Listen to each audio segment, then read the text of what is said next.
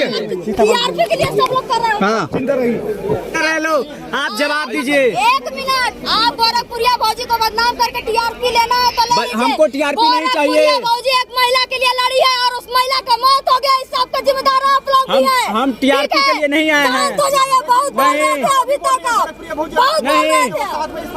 मैंने सवाल कर रहे हैं तो साला हाथ छोड़ दो, नहीं छोड़ो।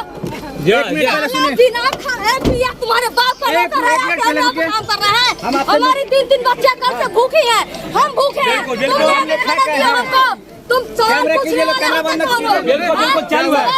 बताओ तुम, हम सुबह से आकर कौन मदद किया है? लोग यहाँ पे कौन मदद किया? मालती के पापा का किसने मदद किया? उसका एक महिला होकर के मदद किया। गाड़ी में बैठिए, महिला आप लोग मर्द होकर के महिला को बिगाड़ रहे हो।